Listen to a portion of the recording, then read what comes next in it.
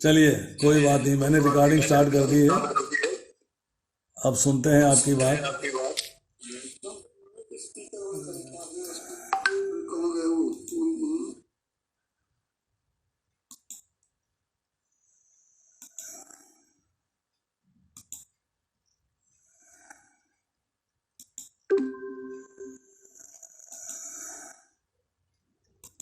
अब बताइए कि कितने लोगों ने फॉलो किया है जो पिछली बार हमने बताया था।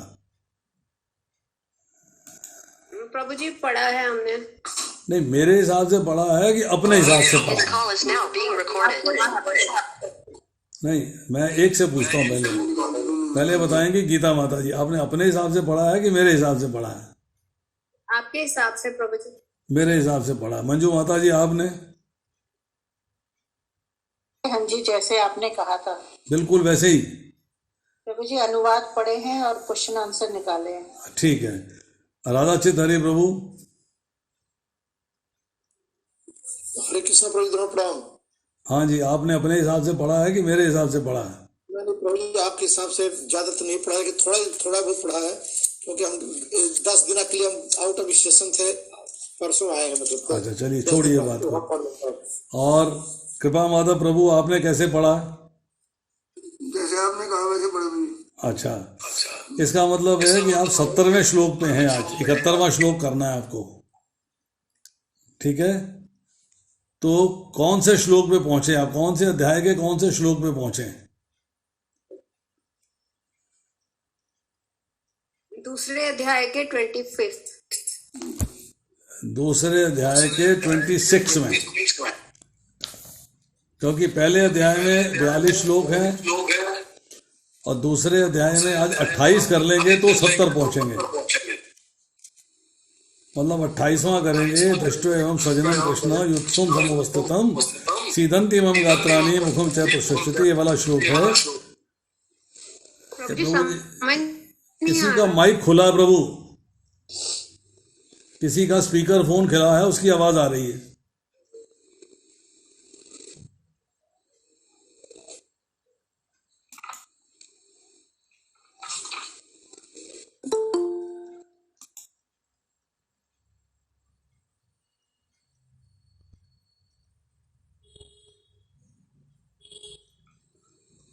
मंजू माता जी, आपका स्पीकर फोन खुला, आपका माइक खुला। आपको क्वेश्चन पूछा जाए तुरंत ऑन करो, तुरंत ऑफ कर दो, तो ऑन ना छूट जाए, नहीं तो क्या है, डिस्टरबेंस होती है बीच में।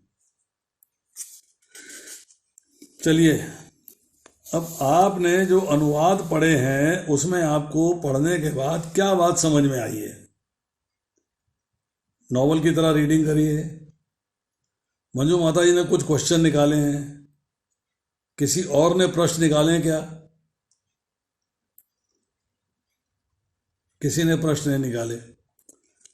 अब देखिए, आज हमारे पास है, एक तो हमने देखना है कि हमने सेकंड सेशन में, पहला सेशन है अनुवाद पढ़ना, सेकंड सेशन है, हाँ क्वेश्चन अभी पूछता हूं आपसे। तो पहला सेशन है अनुवाद पढ़ना और दूसरा सेशन है तात्पर्य पढ़ना। तो आज जो है तात्पर्य पढ़ने की बात होगी। तो आपको हमने लिस्ट दे रखी है, और लिस्ट में कितने तात्पर्य आपको आज पढ़ने हैं?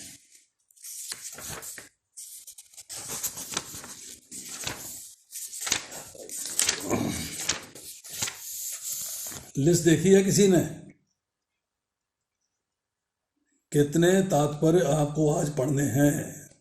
कुछ आइडिया है? पहले लेक्चर के बाद मैंने लिस्टें भेज दी थी।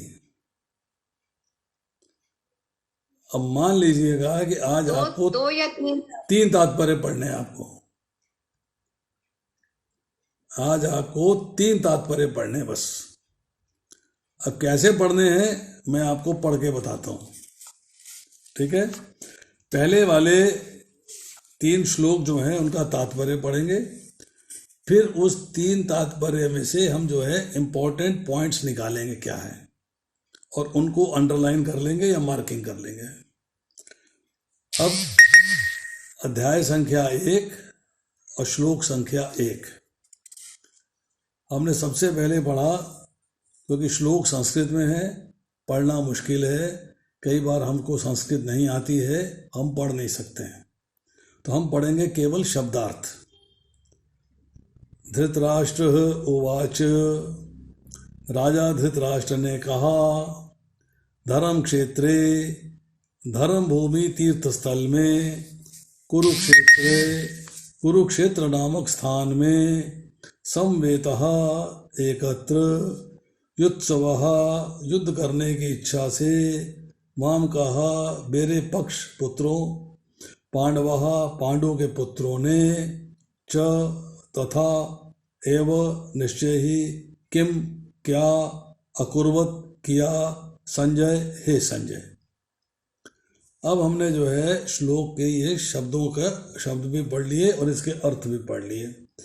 इसमें कोई ऐसा शब्द जो हमें लगता है कि हमें उसको जानना चाहिए, हमने वो अनुवाद में भी अंडरलाइन किया था, हमको यहाँ भी समझ लेना है। क्या शब्द है?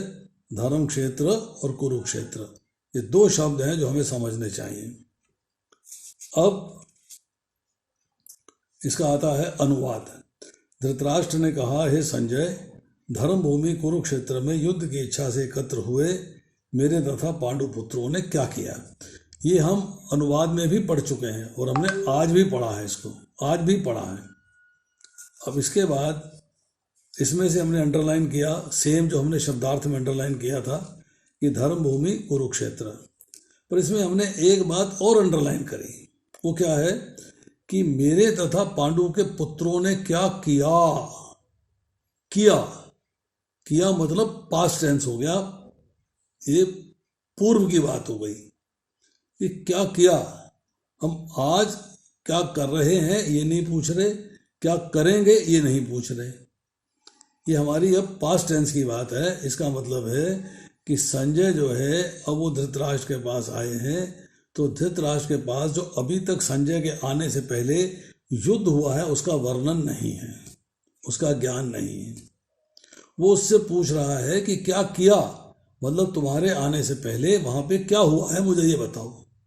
तो ये पार्ट इंपॉर्टेंट है, ये हमें बताता है, ये इंडिकेट करता है, समझाता है कि अर्जुन और दुर्योधन में जो युद्ध हो रहा है या जो पांडवों में और कौरवों में युद्ध हो रहा है वो टीवी के माध्यम से नहीं देखा जा रहा है।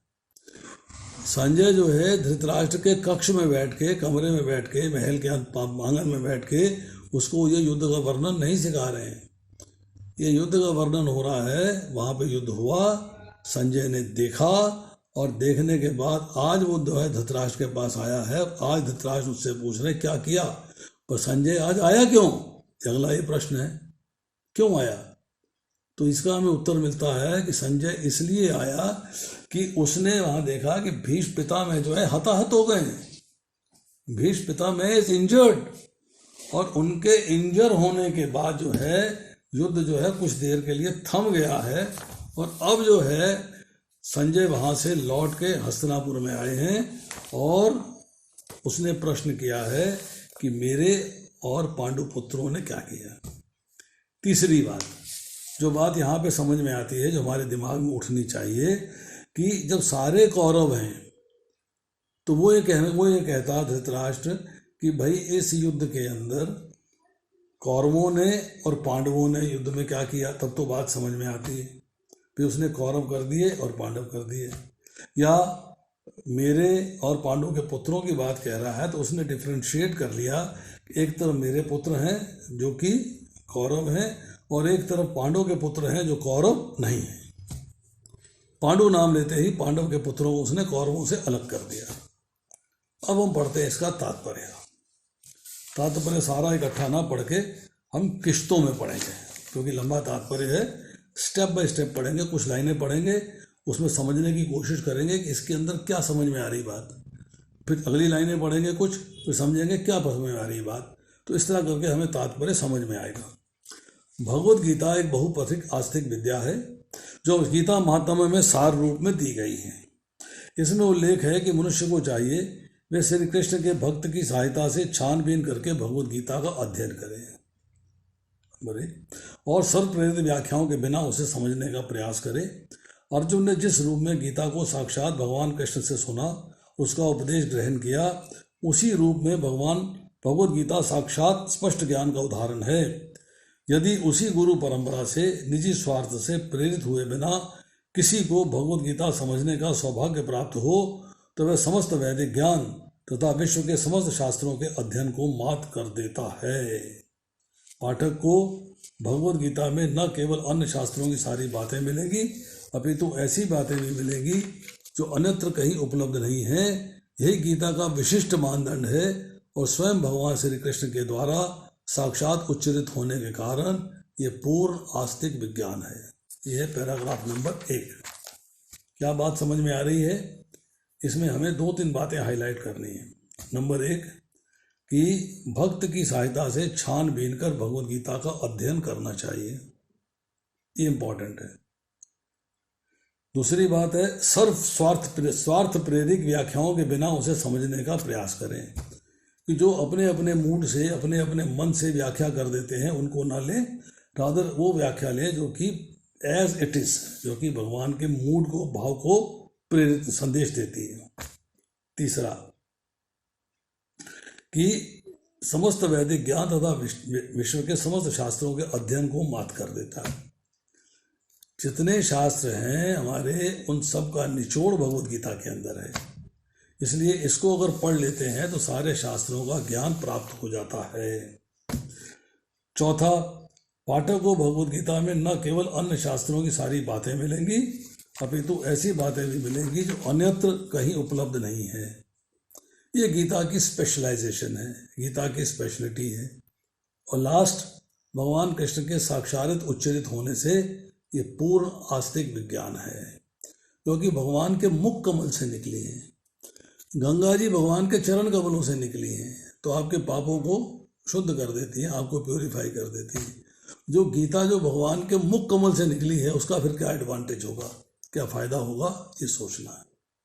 नेक्स्ट, महाभारत में वर्णित धृतराष्ट्र तथा संजय की वार्ताएं इस महान दर्शन के मूल सिद्धांत का कार्य करती हैं।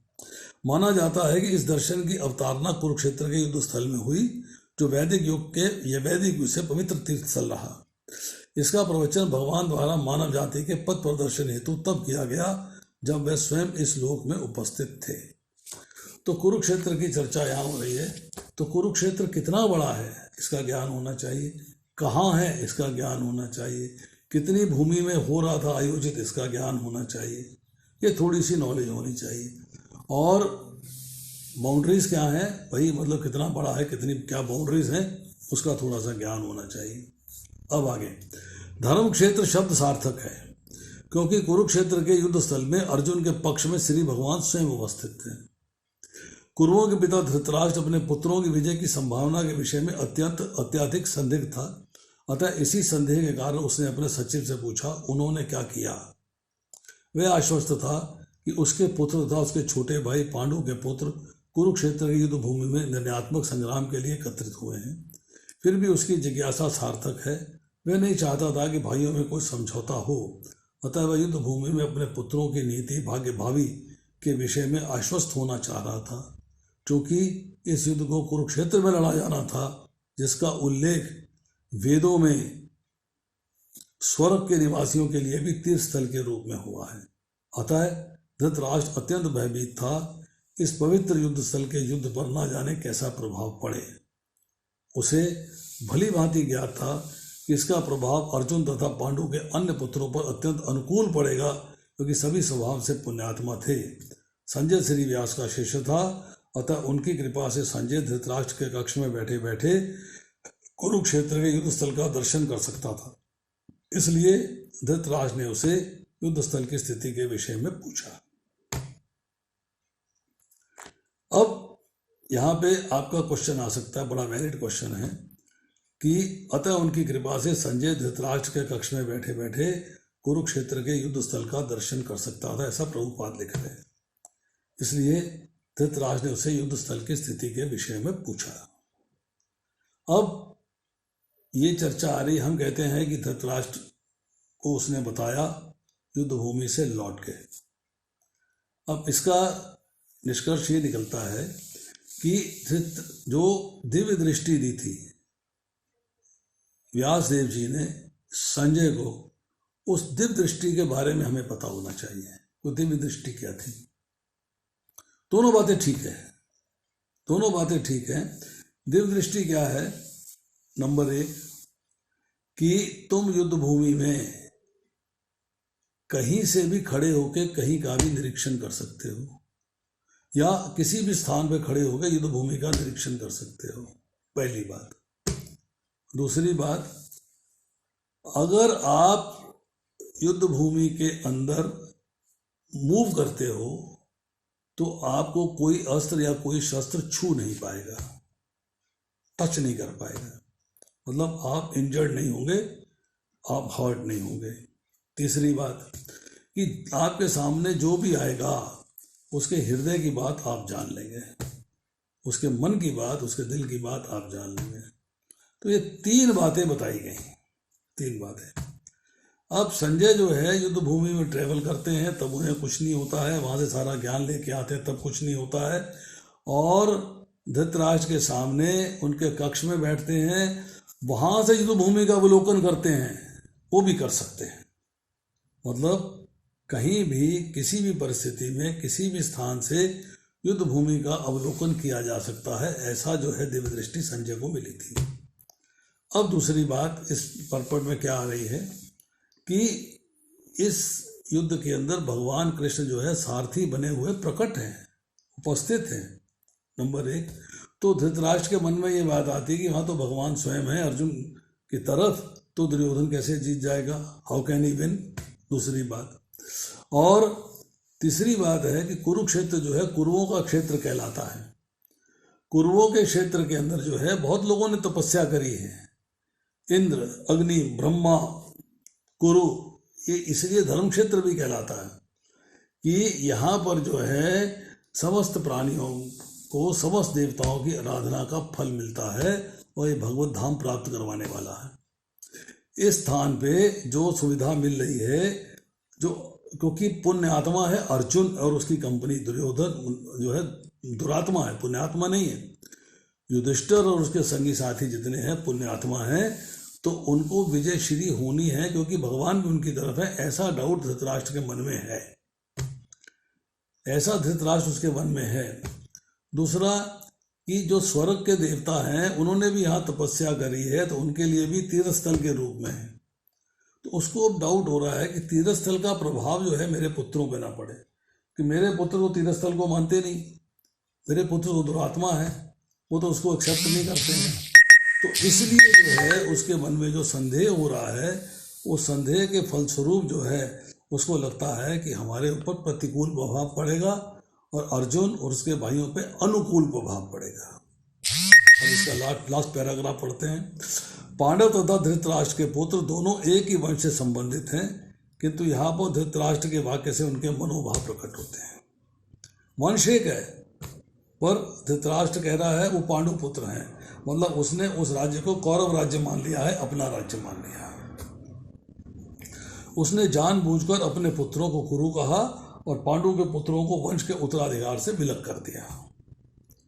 इस तरह पांडु के पुत्रों अर्थात अपने भतीजों के साथ धृतराष्ट्र की विशिष्ट मनस्थिति समझी जा सकती है। जिस प्रकार धान के खेत से अवांछित पौधों को उखाड़ दिया जाता है, उसी प्रकार इस कथा के आरंभ से ऐसी आशा की जाती है कि धर्म के पिता श्री कृष्ण उपस्थित हों। वहाँ कुरुक्षेत्र रूपी खेत में दुर्योधन आदि धृतराष्ट्र के पुत्र रूपी अवांछित पौधों को समूल नष्ट करके धार्मिक युधिष्ठिर आदि नितांत धार्मिक पुरुषों की स्थापना की जाएगी। यहाँ धर्म क्षेत्र तथा कुरुक्षेत्र शब्दों की ऐतिहासिक तथा वैदिक महत्ता के अतिरिक्त यही सार्थकता है। अब यहाँ पॉइंट क्या है समझने वाला कि भाई जहाँ धर्म के पिता कृष्ण हैं तो वहाँ धर्म की स्थापना तो होगी। जब धर्म की स्थापना होगी तो अधर्म का नाश होगा। अधर्म का नाश होने का मतलब है जो अधर्मी है उनका नाश होगा।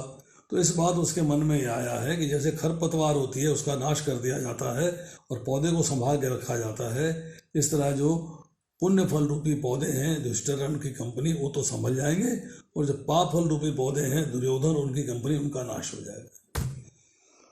ये हमने एक श्लोक किया पूरा। अब आता है श्लोक संख्या 2। इसमें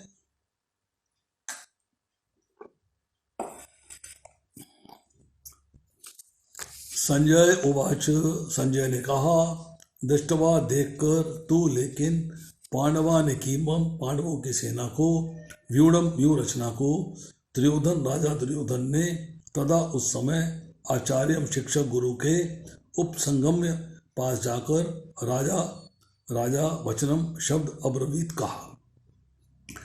संजय ने कहा, हे राजन, पांडु पुत्रों द्वारा सेना की व्यूह रचना देखकर राजा दुर्योधन अपने गुरु के पास गया और उसने ये शब्द कहे।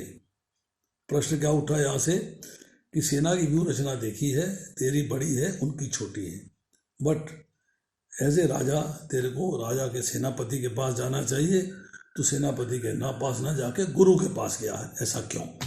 नेक्स्ट, धृतराष्ट्र जन्म से अंधा था, दुर्भाग्यवश वह आध्यात्मिक दृष्टि से भी वंचित था। वह यह भी जानता था कि उसी के समान उसके पुत्र भी धर्म के मामले में अंधे हैं। उसे विश्वास था कि पांडवों के साथ कभी समझौता नहीं कर पाएंगे, क्योंकि पांचों पांडव जन्म से ही पवित्र थे। उसे उस तीर्थ स्थान के प्रवाह के विषय में भी संदेह था, इसलिए धर्म भूमि की स्थिति के विषय में उसके प्रश्न के मंतव्य को संजय समझ गया। आधा परपट पढ़ा है। यहाँ इंपॉर्टेंट क्या आया कि धृतराष्ट्र के अंधेपन की बात हो रही है, अज्ञान से भी जीरो है और अंधकार मतलब रोशनी से भी जीरो है, अंधा है। अब उसको पता है कि आध्यात्मिक दृष्टि मेरे पुत्रों में नहीं है, वो अध्यात्म की तरफ से भी अंधे हैं दोनों आंखें, परंतु अध्यात्म दृष्टि से भी अंधे हैं।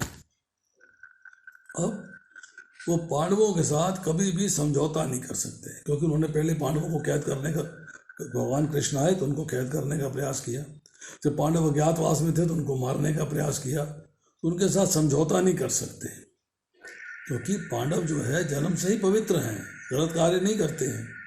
और फिर तीर्थ स्थान के प्रभाव के विषय में संदेह था, यहाँ देवताओं ने पूजा अर्चना आराधना कर रखी, ऐसा ना हो कि वहाँ पे भी मेरे पुत्रों के अगेंस्ट ही जाए इसका फल भी। अतः वे निराश राजा को प्रोत्साहित करना चाह रहा था। उसने उसे विश्वास दिलाया कि उसके पुत्र पवित्र स्थान के प्रभाव में आकर किसी प्रकार का समझौता करने नहीं जा रहे हैं। उसने राजा को बताया कि उसका पुत्र दुर्योधन पांडवों की सेना को देखकर तुरंत अपने सेनापति द्रोणाचार्य को वास्तविक स्थिति से अवगत कराने गया है। यद्यपि दुर्योधन को राजा कहकर संबोधित किया गया था, तो भी स्थिति की गंभीरता के कारण उसे सेनापति के पास जाना पड़ा। अतएव दुर्योधन राजनीतिज्ञ बनने के लिए सर्वथा उपयुक्त था, किंतु जब उसने पांडवों की व्यूह रचना देखी तो उसका एक कूटनीतिक व्यवहार उसके भाई को छिपा ना पाया। अब यहाँ पे चर्चा आ रही है कि गंभीरता के कारण उसे सेनापति के पास जाना पड़ा। इसका क्या मतलब है कि दुर्योधन कंफ्यूज्ड है कि सेनापति कौन है या पिता में है, वो कंफ्यूजन है, समझ में नहीं आ रहा उसको बात। क्योंकि समझ में नहीं आ रही है, इसलिए वो अपने गुरु के पास गया। गुरु के पास जाने के और भी कारण है, वो क्या कारण है बाद में डिस्कस करेंगे। श्लोक संख्या 3, पश्य देखिए, एताम इस पांडुपुत्रा नाम पांडु के पुत्रों की, आचार्य हे आचार्य, मैं 3 विशाल चमूम सेना को व्यूढ़ाम व्यवस्थित द्रुपद पुत्रेन, द्रुपद के पुत्रों के द्वारा, तब तुम्हारे शिष्य द्वारा धीमता अत्यंत बुद्धिमान। अब वो कह रहे हैं, हे आचार्य, पांडु पुत्रों की विशाल सेना को देखें, जैसे आपके बुद्धिमान शिष्य द्रुपद के पुत्र ने इसने कौशल से व्यवस्थित किया है। अब वो पांडु के पुत्रों को, उनकी विशाल सेना की बात हो रही है। अरे भाई, सेना तो तेरी बड़ी है, ये मन बात आनी चाहिए, मन में बात आनी चाहिए कि तुम्हारी सेना तो 11 अक्षौणी है, उनकी सेना है 7 अक्षौणी, फिर तो उनकी सेना को बड़ा क्यों बता रहा है? नंबर 1। नंबर 2, आपके बुद्धिमान शिष्य एग्रीड कि भाई धृष्टद्युम्न बुद्धिमान है, पर धृष्टद्युम्न ना प्रयोग करके उसने कहा द्रुपद के पुत्र, ऐसा क्यों बोला? धृष्टद्युम्न क्यों नहीं बोला? द्रुपद के पुत्र क्यों बोला? ये पॉइंट इंपॉर्टेंट। अब इसका तात्पर्य पढ़ते हैं। परम राजनीतिक दुर्योधन महान ब्राह्मण सेनापति द्रोणाचार्य के दोषों को इंगित करना चाहता था। अर्जुन की पत्नी द्रौपदी के पिता राजा द्रुपद के साथ द्रोणाचार्य के कुछ राजनीतिक झगड़ा था, इस झगड़े के फलस्वरूप द्रौपदी ने एक महान यज्ञ संपन्न किया, जिससे उसे ऐसा पुत्र प्राप्त होने का वरदान मिला जो द्रोणाचार्य का वध कर सके। द्रोणाचार्य से भली भांति जानता था, किंतु जब द्रुपद का पुत्र धृष्टद्युम्न युद्ध शिक्षा के लिए उसको सौंपा गया तो द्रोणाचार्य ने अपने सारे सैनिक रहस्य प्रदान करने में कोई झिझक नहीं हुई। अब धृष्टद्युम्न कुरुक्षेत्र की युद्ध भूमि में पांडवों का पक्ष ले रहा था। उसने द्रोणाचार्य से जो कला सीखी थी उसी के आधार पर उसने यह व्यूह रचना की थी। दुर्योधन ने द्रोणाचार्य की इस दुर्बलता की ओर इंगित किया, जिससे वह युद्ध में सजग रहे और समझौता न करे। इसके द्वारा वे द्रोणाचार्य को यह भी बताना चाह रहा था कि वे अपने शिष्य पांडवों के प्रति युद्ध में उदारता न दिखा बैठें। विशेष रूप से अर्जुन उसका अत्यंत प्रिय एवं तेजस्वी शिष्य था। दुर्योधन ने यह भी चेतावनी दी, युद्ध में इस प्रकार की उदारता से हार हो सकती है। 3 श्लोक हमने किए, तीसरे का परपट अभी 2 मिनट में इंपॉर्टेंट पॉइंट्स नोट कर लेते हैं। राजनीतिक झगड़ा वो क्या था? नंबर 1, द्रोणाचार्य के दोष क्या थे? नंबर 2, अब उसने पुत्र की प्राप्ति करी है धृष्टद्युम्न की, ठीक है, कौन सा यज्ञ किया था, कैसा यज्ञ किया था, क्या उसने मांगा था और क्या निकला उस यज्ञ में से, और क्या निकला, यज्ञ किसने करवाया था, ये थोड़ा सा ज्ञान होना चाहिए। अब कि उसने द्रोणाचार्य की वीकनेस बताई और कहा कि आप अलर्ट रहिए, यू बी अलर्ट, आप अलर्ट रहिए, सजग रहिए और समझौता नहीं करिए, ठीक है। कहीं आप अपने पांडवों के प्रति उदारता ना दिखा दें, क्योंकि आपके शिष्य बड़े प्रिय हैं, ये भी पॉइंट इंपॉर्टेंट है। और लास्ट है, उसने चेतावनी दी, इस प्रकार की उदारता से हार हो सकती है। तो ये इंपॉर्टेंट पॉइंट हमें अंडरलाइन करने हैं, समझने हैं, अंडरलाइन करने हैं कि ऐसा क्यों कहा जा रहा है, why it is being said so. तो स्टोरी क्या है बैकग्राउंड की, उसको जानना जरूरी है। तो हमको इसको करने में लगे 27 मिनट। 27 में क्या, पहले 2 मिनट तो इधर उधर की बातों में हो गए, 25 मिनट लगे। हमने 3 श्लोकों के अंदर आपको समझाया भी है, अगर वो टाइम निकाल दें तो टोटल 20 मिनट का टाइम लगा है इन 3 श्लोकों को समझने में और इनके पॉइंट्स को अंडरलाइन करने में, कि हमें क्या समझना चाहिए, उनको अंडरलाइन कर लिया है। अब हमारे पास अनुवाद में हम चल रहे हैं दूसरे अध्याय के 28वें श्लोक में, और हमारा जो परपट है वो चल रहा है पहले अध्याय के। अभी हमने 3 श्लोक किए हैं, हमने तीनों का अनुवाद भी पढ़ा है, तीनों के परपट भी पढ़े हैं। अनुवाद पढ़ा है, अनुवाद हम इसका पहले भी पढ़ चुके हैं, अनुवाद हमने आज भी पढ़ा है। तो अनुवाद जो है हमारे दिमाग में हौले हौले हौले हौले फिट बैठता जाएगा, रिमेम्बरेंस होती जाएगी। परपट जो पढ़ा है ये हम भूल जाएंगे, जब हम दोबारा रिवाइज करेंगे फिर परपट की बातें समझ में आएंगी, क्योंकि उसके क्वेश्चन हमारी समझ में आ चुके होंगे, हमने क्वेश्चन के आंसर निकाल लिए हुए हैं। अब जब हम अनुवाद के 700 के 700 श्लोक पढ़ लेंगे, फिर हम दोबारा से स्टार्ट करेंगे अनुवाद। अभी हम 70 श्लोक पढ़ते थे, फिर हम 45 श्लोक पढ़ेंगे, 45 से 50 श्लोक रोज, 20 श्लोक कम, ज़्यादा डेप्थ में पढ़ेंगे इसको, ज़्यादा डेप्थ में, कि मतलब हम इसको जो है, सॉरी मैं गलत बोल गया, 10 श्लोक की जगह हम 15 श्लोक रोज पढ़ेंगे, तो 45 दिन में ख़त्म हो जाएगा। 45 श्लोक नहीं, 45 डेज है, 15 श्लोक करेंगे तो 45 दिन में ख़त्म हो जाएगा। जब ये 45 दिन में ख़त्म हो जाएगा, फिर हम करेंगे 20 श्लोक रोज, तो 35 दिन में ख़त्म हो जाएगा। फिर हम करेंगे 25 श्लोक लो, तो 30 दिन में ख़त्म हो जाएगा, 28 दिन में ख़त्म हो जाएगा। इस तरह हम डेज कम लेंगे और श्लोक बढ़ाते जाएंगे। तो जब हमारे श्लोकों का अनुवाद बढ़ता चला जाएगा तो हमें जो है याद हो जाएगा, ये अनुवाद हमने कौन से अध्याय में पढ़ा था, ये अनुवाद का मैटर कौन से अध्याय में पढ़ा था, ये अनुवाद कौन से अध्याय में पढ़ रहा था, हमें वो रिमेम्बरेंस हो जाएगी। क्योंकि जब तक हम 700 श्लोक करेंगे भगवद गीता के अनुवाद, तात्पर्य और शब्दार्थ सहित, तब तक हमारी अनुवाद जो है 7 बार रिवाइज हो जाएंगे, 7 टाइम्स। 200 दिन में हम 7 बार रिवाइज कर लेंगे, तो थिंग्स जो हैं वो हमारे लिए ईजी हो जाएंगी अंडरस्टैंडिंग के लिए। तो दूसरे के अंदर हमें जो है परपट पढ़ने हैं, ट्रांसलेशन पढ़ना है और अनुवाद पढ़ना है, मतलब कंप्लीट श्लोक पढ़ने हैं। अब अगली बार हम करेंगे तो हमारे 2 से ज़्यादा श्लोक होंगे, क्योंकि इसमें कोई परपट नहीं है। जहाँ परपट नहीं होगा वहाँ लिस्ट में 3 के बदले में 6 भी हो सकते हैं, 5 भी हो सकते हैं, 8 भी हो सकते हैं। जहाँ परपट है 1 भी हो सकता है, एक भी हो सकता है। तो इसलिए अभी हमने जो है एक सिस्टम सीखा और आपको प्रैक्टिकली करके दिखाया कि हम 10 श्लोक रोज पढ़ेंगे और 3 श्लोक कंप्लीट पढ़ेंगे, 3 से ज़्यादा नहीं। हम इसको दोबारा पढ़ सकते हैं, तिबारा पढ़ सकते हैं, टाइम है तो चौथी बार पढ़ सकते हैं, और मनन करने की कोशिश करेंगे इसमें क्या चीज़ ऐसी है जो हमें समझ में नहीं आ रही, या क्या चीज़ ऐसी है जो हमें और पूछनी चाहिए, समझनी चाहिए, उसके बारे में ज्ञान प्राप्त करना चाहिए। अब आती है चर्चा अनुवाद के बारे में। माता जी ने कुछ प्रश्न निकाले हुए हैं, उनको पूछें, कोशिश करके उनका उत्तर देंगे।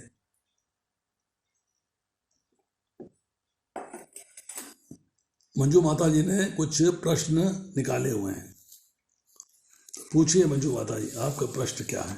हरे कृष्ण प्रभु जी। हाँ जी। प्रभु जी, पहला श्लोक भगवद गीता का पहला चैप्टर का, क्या धृतराष्ट्र एंशियस थे जानने के लिए कि पांडु पुत्रों ने जो धर्म का साथ दे रहे हैं, क्या वह मेरे पुत्रों पर हावी तो नहीं हो जाएंगे? नहीं, दोबारा कहिएगा।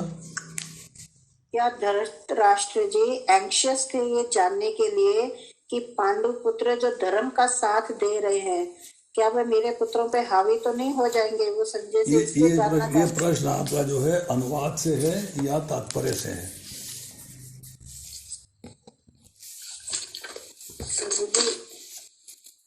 ये शायद तात्पर्य नहीं, उसी से ही आया, पांडु पुत्रों ने क्या किया। तो वो युद्ध के बारे में जानना चाहता है जी। ऑफ कोर्स जब हम तात्पर्य पढ़ेंगे तो बात दिमाग में समझ में आएगी कि वो एंशियस था, उसे पता था मेरे पुत्र हार जाएंगे। वो प्रभुपाद अनुवाद में बता रहे हैं, पर जो तात्पर्य में बता रहे हैं, जो अनुवाद है उसमें भी ये क्वेश्चन अराइज हो सकता है, उसके माइंड में बैकग्राउंड में हो कि भाई अब उसका हमें बैकग्राउंड जानना होगा। We must know what is the background, इसका बैकग्राउंड क्या है। तो इसका बैकग्राउंड क्या है उसको मैं आपको थोड़ा सा बता देता हूँ। अब दूसरा प्रश्न करिए, अब इसका मैं बताऊंगा आपको बैकग्राउंड क्या है। अभी दूसरा प्रश्न करिए। श्लोक 2 से है वो, दूसरे श्लोक से, दुर्योधन के गुरु कौन थे प्रभु जी? दुर्योधन के गुरु कौन थे, ठीक है। तीसरा श्लोक, तीसरा प्रश्न। हाँ, तीसरे श्लोक से, पांडवों की सेना तो कौरवों की सेना से छोटी थी, फिर उसे विशाल क्यों कहा गया? ये तो आप बता ही चुके हैं। नहीं, मैंने नहीं बताया अभी आपको। चलो चौथा प्रश्न करिए। और प्रभु जी इसी से एक और है, द्रुपद का पुत्र किसे कहा गया है? अच्छा, अब सुनिए, आपको थोड़ी सी बात इन 3 श्लोकों के बारे में बता देते हैं। अभी हमारे पास कितना टाइम है? 33 मिनट हुए हैं। अभी हमारे पास 27 मिनट है पूरे, 27 मिनट्स। देखिए, स्टोरी चल रही है कि भगवान वेद व्यास के एक शिष्य हैं वंशपायन जी। तो ऋषि वंशपायन जो है महाभारत की कथा सुना रहे हैं। इसको राजा परीक्षित के पुत्र जन्मेजय को, परीक्षित जी के पुत्र, मतलब पास्ट की स्टोरी सुनाई जा रही है। कौन सुना रहा है? ऋषि वंशपायन। ऋषि वंशपायन कौन है? वेद व्यास जी के शिष्य हैं। अब उन्होंने स्टोरी में कहा कि एक समय था जब धृतराष्ट्र जी अपने पुत्रों के आचरण से बड़े उदास और चिंतित थे। वो उदास बैठे हुए थे, तब जो है वेद व्यास जी उनके पास आए। Incidentally by chance Ved Vyas जी आए, या ये ऑर्गेनाइज था भगवान द्वारा। तो उन्होंने बताया कि जो भविष्य में संग्राम होने वाला है, इसके बड़े ही भयंकर परिणाम निकलेंगे। ये उनकी प्रेडिक्शन है वेद व्यास जी की। अभी युद्ध नहीं हुआ है, ये युद्ध से पहले की बातें हैं। अब उन्होंने कहा कि भाई ऐसा है, आपके पुत्रों का और असंख्य राजाओं का मृत्यु काल आ गया है। दे विल डाई, कोई बचेगा नहीं। ये संग्राम में एक दूसरे के साथ लड़कर मरने के लिए तैयार हैं, रेडी हैं बिल्कुल। अब जो सारा कार्य है भगवान कृष्ण की इच्छा से हो रहा है, उनके शक्ति काल का खेल है ये। इसलिए तुम अपने मन में शोक मत करो, उदास मत हो। धृतराष्ट्र कह रहा है मेरे बेटे मारे जाएंगे, आप कह रहे उदास मत हो। कह रहे उदास मत हो। हाँ, पर अगर तुम युद्ध भूमि में संग्राम देखना चाहते हो, if you are willing to see the war, मैं तुम्हें चरम चक्षु दे सकता हूं, क्योंकि तुम जन्मजात अंधे हो, तुम्हारे पास आंखें नहीं हैं, बट हो तो मेरे ही पुत्र। माता सत्यवती के कहने पे मैंने ही तो बालिका के साथ संयोग करके तुम्हारा जन्म दिया है, परंतु मैं तुम्हें इस वक्त चक्षु प्रदान कर सकता हूं जिससे तुम युद्ध देख सको। You can see the war. मैं तुम्हें आंखें देता हूं। आंखें कैसी? ट्रांसेंडेंटल, दिव्य आंखें देता हूं। तुम युद्ध का सारा पैराफर्नेलिया, युद्ध होता हुआ सब देख पाओगे। धृतराष्ट्र कहते हैं कि भाई अपने कुटुंबियों की संहार लीला, उनके मरने का सीन मैं अपने नेत्रों से देखना नहीं चाहता, पर युद्ध का पूरा वृतांत मैं सुनना चाहता हूं।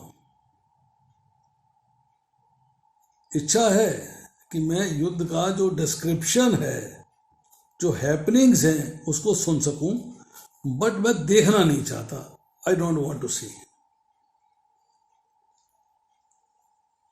तो आप ऐसी कृपा कर दें कि मैं सुन पाऊं, मैं देखूं नहीं। तो धृतराष्ट्र ने कहा भी अल्टरनेटिव बताओ, कोई ऐसा व्यक्ति बताओ जिसको मैं वर्णन करूं, वो वर्णन देख पाए, मतलब उसको मैं दिव्य नेत्र दे दूं, वो वर्णन देख पाए और वर्णन देखने के बाद तुमको वर्णन सुना दे। तो उस वक्त जो है धृतराष्ट्र ने कहा कि यहाँ पर मेरे मित्र भी हैं, मेरे सारथी भी हैं, और इनको आप ज्ञान दे दीजिए। इनका नाम है संजय। संजय का मतलब क्या है? सम जय। सम का मतलब है बराबर, इक्वल, इक्विपॉइज्ड, और जय का मतलब है जिसने विजय प्राप्त कर रखी हो, उसको संजय कहते हैं। राग और द्वेष दोनों प्रकार के दोष पे इसने विजय प्राप्त कर रखी है। और उसको देखने के बाद व्यासदेव जी कहते हैं कि मैं संजय को ऐसा वरदान देता हूं, ये सर्वज्ञ होकर जो विषय इंद्रियों से अतीत है, मतलब आंखों से देखा नहीं जा सकता, कानों से सुना नहीं जा सकता, उसको भी ये प्रत्यक्ष देख पाएगा। नंबर 1, सर्वज्ञ है, सब ज्ञान रखेगा। नंबर 2, और नंबर 3, दूसरे के मन की सोची बात, चाहे भूत हो, चाहे प्रेजेंट हो, चाहे भविष्य हो, उसको जो है ये समझ लेगा, इसके ज्ञान में आ जाएगी। कोई वृत्तांत इससे छुपा नहीं रहेगा। तो ये संजय आपको सारे संग्राम का प्रत्यक्ष आंखों देखा हाल सुना देगा। संग्राम में ये जीवित बच जाएगा। इतना कहकर व्यासदेव जी चले गए। अब आप सोचिए, अगर वो घर में टीवी बैठ के देख के सुना रहा होता तो ये शब्द संग्राम में जीवित बच जाएगा क्यों कहते? इसका मतलब है युद्ध भूमि में वो उपस्थित है।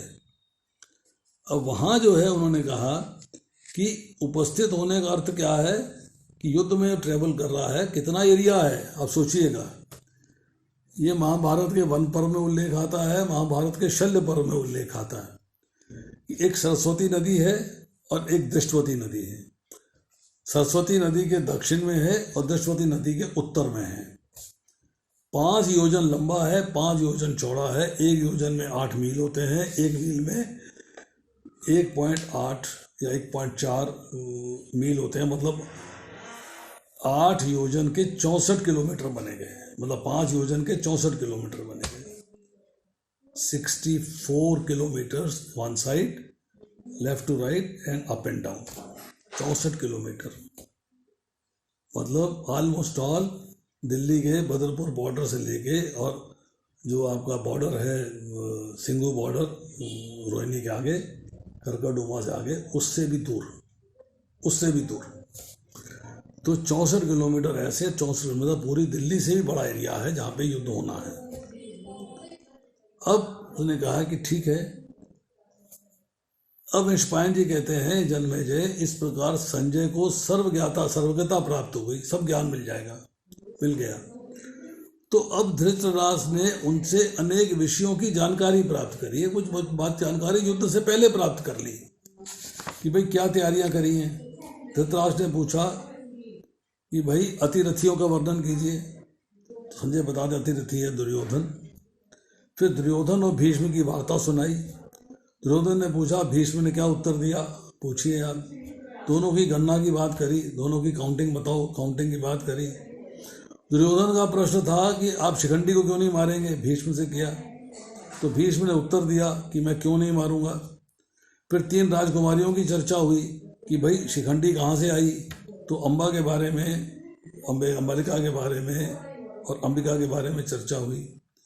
अब बल के वर्णन हो रहा है कि दुर्योधन के साइड में जो भीष्म पितामह है उनके बल का वर्णन हो रहा है, जो द्रोणाचार्य है उनके बल का वर्णन हो रहा है, कृपाचार्य का, कर्ण का, सारे मुख्य महारथियों के बल का वर्णन हो रहा है। फिर अपोजिशन में अर्जुन के बल का वर्णन हो रहा है, युधिष्ठिर के बल का वर्णन हो रहा है। तो संजय सारी बातें जो है धृतराष्ट्र को युद्ध से बहुत पहले बता रहे हैं। इट्स ऑल बीइंग डिस्कस्ड, सारी बातों की चर्चा हो रही है। सैन्य संगठन कैसा है, कितनी सेना उधर है, कितनी सेना इधर है, कुरुक्षेत्र में जाके युद्ध का पड़ाव पड़ रहा है, दोनों के सेनापति का चुनाव कैसे हुआ है, उनका सेनापति कौन है, हमारा सेनापति कौन है, ये सारी चर्चा हुई है। अब यहाँ पर जो है सारी चर्चा होने के बाद धृतराष्ट्र ने ये पूछा, उसको ये तो पता लग गया कि भाई मेरे पुत्र और पांडवों के पुत्र जो है युद्ध भूमि में एकत्र हुए हैं युद्ध करने के लिए। तो भैया क्यों पूछना चाहता है, क्या किया, युद्ध करने, यानी युद्ध तो करेंगे, क्या किया मेरे पुत्रों ने और पांडवों के पुत्रों ने, क्या किया, तेरे को नहीं पता क्या करने आए हैं। सारी बातें तो पूछ चुका है, सारी बातें एडवांस में तेरे को संजय ने भी बताई है, दुर्योधन ने भी बताई है। Everything has been discussed with you in detail. फिर तू कैसे बेवकूफ़ी की बातें कर रहा है, क्या किया। धृतराष्ट्र के मन में एक भाव था, यार कहीं मेरे पुत्र हार ना जाए, क्योंकि धर्म क्षेत्र है और कुरुक्षेत्र है। यदुनु कुरुक्षेत्रम देवानाम देवयजनम सर्वेषां भूतानां ब्रह्म सदनम। मतलब कुरुक्षेत्र सब प्राणियों के, समस्त देवताओं की आराधनों का फल भगवत धाम को प्राप्त कराने वाला है। यहाँ जो मरेगा वो भगवत धाम जाएगा, ये बात क्लियर है। अब कुरुक्षेत्र जो है धर्म का उत्पादक, मतलब यहाँ धर्म की जैसे कहते हैं खेती है ये। यहाँ जो व्यक्ति पूजा प्रचरा साधना करता है वो धार्मिक मार्ग में चल पड़ता है। तो धर्म में आपको प्रवृत्त करने वाला क्षेत्र है ये। अब राग और द्वेष की निवृत्ति होगी तब धर्म में प्रवृत्ति हो सकती है। पर युधिष्ठिर आदि जितने पांडव हैं वो तो स्वभाव से धार्मिक हैं, उनमें तो राग और द्वेष आदि है ही नहीं। मेरे पुत्रों में है, तो मेरे पुत्र जो हैं अधार्मिक हैं। तो अब जो है उसके अंदर ये बात समा गई है कि कहीं धर्म की विजय हो गई, कृष्ण उधर हैं, अधर्म का नाश हुआ तो मेरे पुत्र तो समाप्त हो जाएंगे। इसलिए उसके मन में जब डाउट हो रहा है तो उसके मन में जानने की इच्छा है कि मेरे पुत्र सही सलामत हैं कि नहीं है। तो मरमरा तो नहीं गए, मार तो नहीं दिया उन्होंने, क्योंकि मेरे पुत्र जो है धार्मिक हैं, अधर्म के मार्ग में चलते हैं। दूसरी बात, वो चाहता है कि संधि नहीं होनी चाहिए। संधि अगर हो गई तो मेरे पुत्र जो है कुछ भाग उनको दे देंगे। मैं नहीं चाहता, मैं चाहता हूँ संपूर्ण राज्य जो है वो हमारे साथ रहे। और हमें जो है भरोसा है भीष्म पितामह पे, द्रोणाचार्य पे, कृपाचार्य पे, कर्ण पे। ये हमारी तरफ के मुख्य योद्धा हैं। ये जब हैं तो हमको जो है विजय मिलेगी ही मिलेगी। बट सरस्वती देवी ने धृतराष्ट्र के मुख से धर्म क्षेत्र कुरुक्षेत्र कहलाकर ये साफ साफ बता दिया था, स्पष्ट बता दिया था कि ये धर्म के अवतार युधिष्ठिर का क्षेत्र है। इस क्षेत्र का जो कृपा रूपी जल है उसको सींचने वाले हैं भगवान कृष्ण। और दुर्योधन आदि जितने व्यक्ति हैं वो क्या हैं, दैवी घास अर्थात तृण, और भगवान जो है कृष्ण वो दैवी घास तृण दुर्योधन आदमी को जड़ से उखाड़ कर फेंकेंगे। अब जब इसका वर्णन हो रहा है तो ये बात समझने वाली है, बहुत इम्पोर्टेंट, कि वो स्थान की पवित्रता थी, पवित्रता है और आगे भी रहेगी। आज भी वो स्थान जो है पवित्र माना जाता है, उसकी पवित्रता में कोई संदेह नहीं। अब आता है प्रश्न नंबर 2। माता जी ने पूछा, प्रश्न नंबर 2 है कि पांडु पुत्रों की विशाल सेना को देखें। सेना तेरी विशाल है, पांडु पुत्रों की विशाल नहीं है। तेरे पास 11 अक्षौणी हैं, उनके पास 7 अक्षौणी हैं। तेरे पास 11 अक्षौणी कैसे आई? तू तो अधर्म के रास्ते में चल रहा है, अधर्म के रास्ते में चल रहा है, फिर उन्हें 11 अक्षौणी इकट्ठी कर ली। वो धर्म के रास्ते में उनके पास सिर्फ 7 ही अक्षौणी इकट्ठी हुई। क्यों भाई? इसलिए कि जिन दिनों में पांडव वन में थे, अज्ञातवास में थे, वन में रहते हुए दुर्योधन ने राजनीति के अंतर्गत लोग कलेक्ट कर लिए थे, लोगों से अच्छे संबंध बना लिए थे। तो अच्छे संबंध बनाने के कारण उसके पास 9 अक्षौणी सेना इकट्ठी हो गई। कितनी? 5 और 4 9, पर है 11। 2 अक्षौणी कहां से आई? आनी चाहिए ना कहीं से। अब इसमें जो है भगवान कृष्ण की लीला है। क्या लीला है? लीला नंबर 1, जब पांडवों की तरफ से अर्जुन जो है भगवान से सहायता मांगने के लिए गए हैं द्वारका, और दुर्योधन कौरवों की तरफ से सेना मांगने गया है द्वारका, मतलब सहायता मांगने गया है द्वारका। तो दुर्योधन पहले पहुंचा है और भगवान विश्राम कर रहे हैं, निद्रा की स्थिति में है, और दुर्योधन जाके उनके सिरहाने एक स्टूल था, आसन था, उसके ऊपर विराजमान हो गया। अर्जुन जो है जब वहां पहुंचा है तो उसको कोई आसन नहीं मिला है, तो भगवान के पलंग पे ही उनके चरणों के पास बैठ गया जाके। भगवान कृष्ण लीला कर रहे थे, उठे, आओ अर्जुन, कैसे आए, कैसे आए? बड़ी प्रसन्नता हुई तुम्हें देख के। अर्जुन ने प्रणाम किया, भगवान ने आशीर्वाद दिया, बोले बहू मैं तुम्हारी क्या सहायता करूं? तो दुर्योधन बोला, भगवान पहले मैं आया हूं, पहले मेरी सहायता करिए, मैं आपसे सहायता का वचन मांगने आया। अब कृष्ण ने यूं घूम के पीछे देखा कि सिरहाने की तरफ तिपाही के ऊपर दुर्योधन बैठा हुआ है। यहाँ एक सवाल आता है, बहुत बढ़िया चीज है। वैष्णवगण जो है बताते हैं कि जो व्यक्ति सरेंडर्ड है, जो व्यक्ति समर्पण में है, वो चरणों की तरफ बैठता है, वो पैरों की तरफ रहता है। और जो व्यक्ति जो है अहंकार में है, अधिकार में है, वो आपके सर पे सवार रहता है, तो सर की तरफ बैठा है।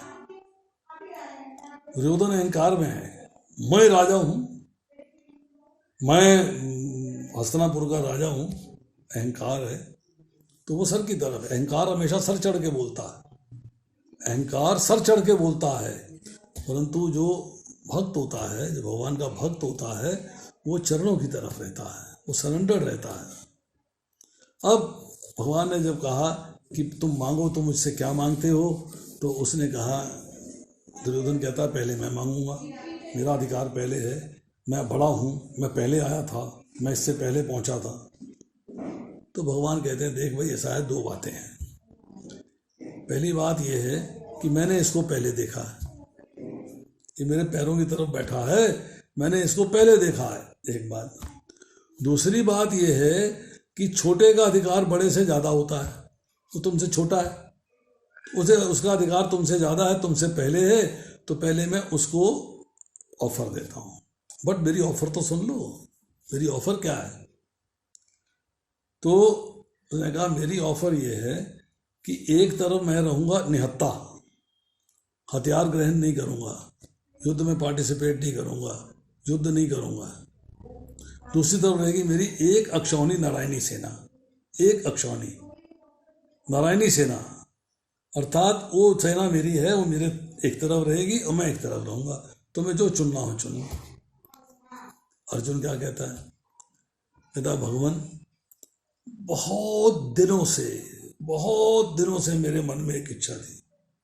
लेकिन क्या इच्छा थी? कि अगर कभी युद्ध हो तो आप मेरे शिक्षक बने और मेरे सारथी बने। मैं आपको अपने वाहन का सारथी बना के आपसे शिक्षा ग्रहण करना चाहता हूं। तो भगवान ने कहा ठीक है, तथास्तु, मैं तुम्हारा सारथी बनूंगा और शिक्षा दूंगा। तो दुर्योधन खुश हो गया।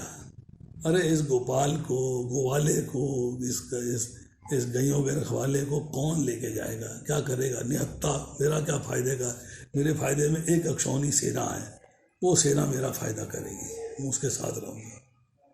तो 9 की हो गई 10 सेना हो गई। अब रह गई 11वीं। नकुल और सहदेव के मामा हैं शल्य,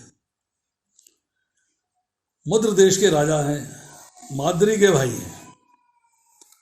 अब वो युद्ध में पार्टिसिपेट करने आ रहे हैं, तो उन्होंने जो है प्रण किया है कि जो युद्ध में मेरी सेना की रक्षा करे, सेवा करेगा, मेरी सेवा करेगा, मैं उसकी तरफ से युद्ध करूंगा। मद्र देश उड़ीसा के पास है, वहां से चलते हुए कुरुक्षेत्र में आ रहे हैं। वहां पे पूरे रास्ते उनकी सेना की देखभाल हुई, सेना की देखरेख करी गई और उनका ख्याल रखा गया। जब यहाँ पहुंचे तो अपने भांजों में बड़े प्रसन्न थे कि मेरे भांजों ने मेरा ध्यान रखा है, मेरे भांजों ने मेरी चिंता करी है, मेरी सेना की सेवा करी है। तो आगे जो है जब उनसे मिलते हैं तो उनसे बड़ा धन्यवाद करते हैं अपने भांजों का, नकुल का, सहदेव का। मैं तुम्हारा बड़ी कृपा है तुम्हारी कि तुमने मेरी सेवा करी। तो दुर्योधन प्रकट हो जाता है, कहता है मामा जी सेवा तो मैंने करी है, जितने सेवक आपको पूरे रास्ते मिले, जितने शिविर मिले, जितने तंबू मिले, सब मेरे अरेंज किए हुए थे, इन्होंने कुछ नहीं किया। तो शल्य ने कहा भाई मेरा कमिटमेंट है, जो मेरी और मेरे सेवकों की सेवा करेगा मैं उसकी तरफ से युद्ध करूंगा, ये दुर्योधन मैं तुम्हारी तरफ से युद्ध करूंगा। तो भगवान ने ऑर्गेनाइज क्यों किया? ऐसी स्थिति क्यों आई?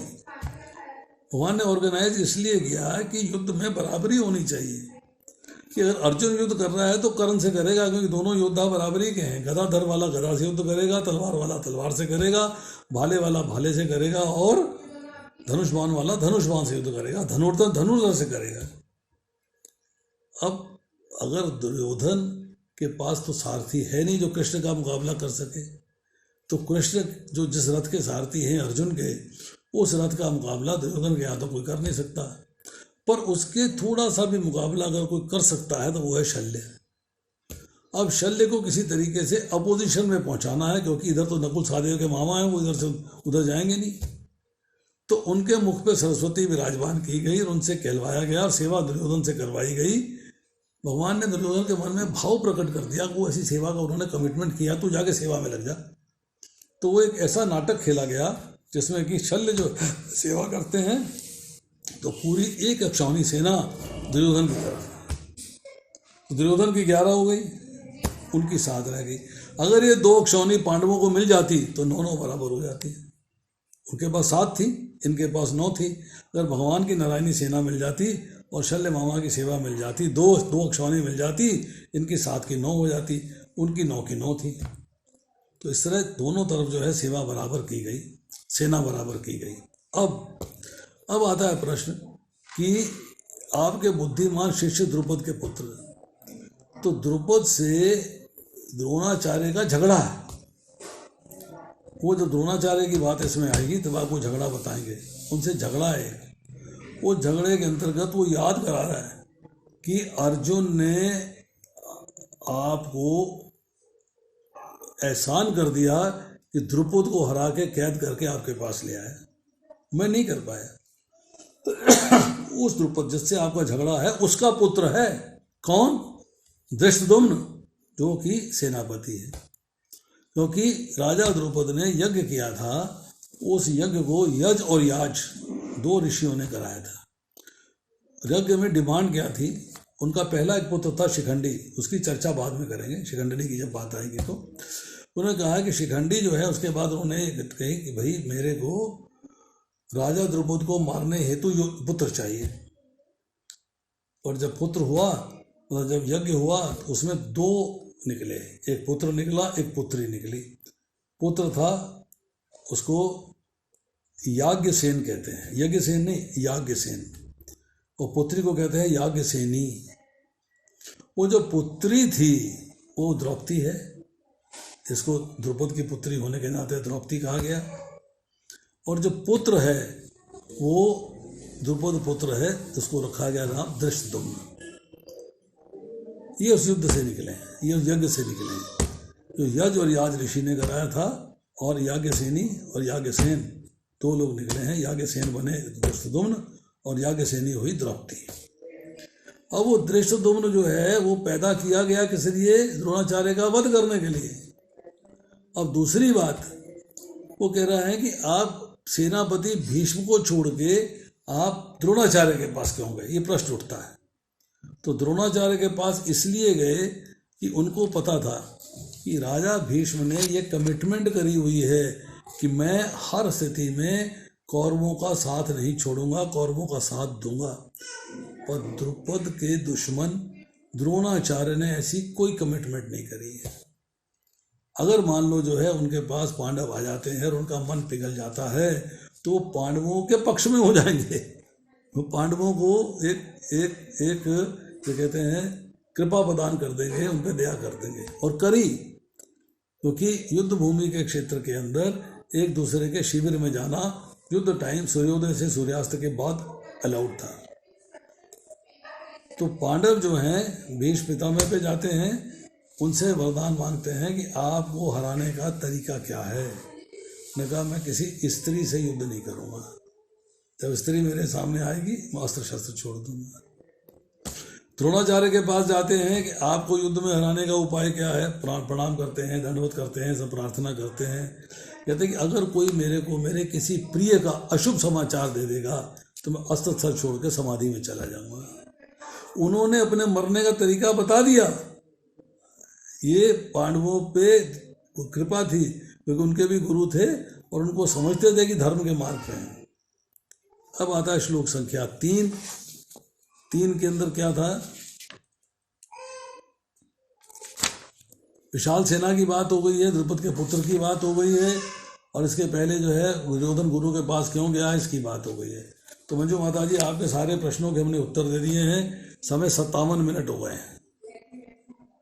1 घंटे में हमने आपसे अनुवाद का अनुरोध कर दिया है, तात्पर्य कैसे पढ़ना है ये बता दिया है, और आज के हमने जो है अनुवाद तीनों शब्द के तात्पर्य पढ़ दिए हैं, और आज हमने आपको इस 3 श्लोकों के क्वेश्चन भी बता दिए हैं। इसके आगे के जो 7 श्लोक हैं उसके जो प्रश्न हैं वो मैं आपसे करूँगा अगली बार, और जो बाकी और श्लोक हैं उनके भी प्रश्न के उत्तर आप लेके आइएगा और तात्पर्य पढ़िएगा जैसे मैंने बताया है।